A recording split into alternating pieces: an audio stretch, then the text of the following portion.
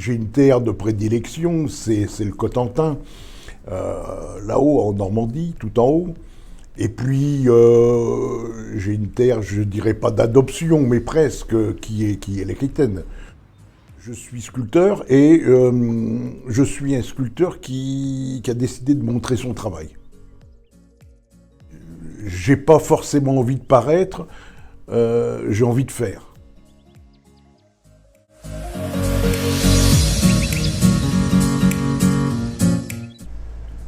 On la transforme avec l'argile, elle se transforme en un objet, elle devient réalité. C'est visuel, on peut le toucher, on peut le sentir, on va le toucher les yeux fermés, on va sentir les aspérités. Mais en même temps, c'est un support l'imaginaire parce que quand on va commencer, quand on le regarde, on va imaginer ce que l'on ressent quand on va le toucher. J'ai pas forcément envie de faire des sculptures pour plaire.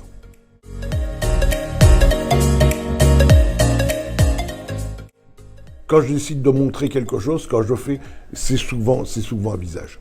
Et peut-être, pourquoi je fais des têtes, c'est pas pour faire des têtes, c'est pourquoi elles vous regardent. Pourquoi j'ai supprimé les yeux pour qu'elles vous voient mieux. Peut-être c'est ça.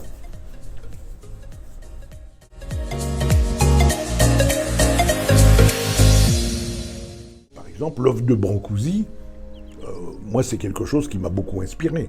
J'ai pas envie de copier Brancusi. J'ai une grande admiration pour des choses beaucoup plus anciennes, pour tout ce qui est art cycladique. Ils avaient une manière de simplifier, une recherche esthétique dans la simplification du visage. Il y a cette volonté d'aller à l'essentiel.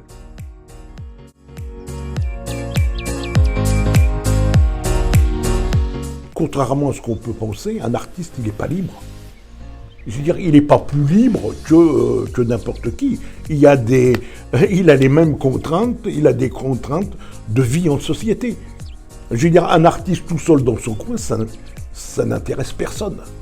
En tout cas, moi, ça ne m'intéresse pas. Ça ne m'intéresse pas d'être un artiste dans sa tour d'ivoire et qui ne voit personne. Je n'ai pas envie d'être un artiste maudit. Ça ne m'intéresse pas.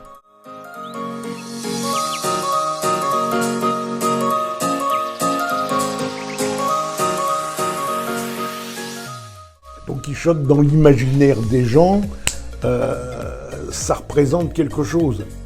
C'est l'interrogation que je veux poser. Est-ce qu'on manque pas de Don Quichotte ?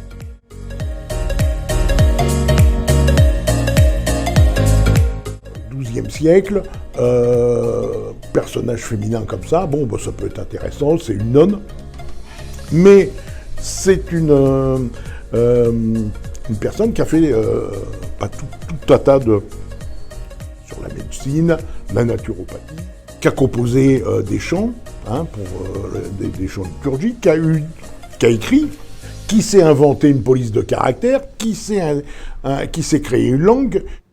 Là, on commence à avoir de la matière pour pouvoir faire une sculpture, déjà, représenter le personnage, recréer son univers.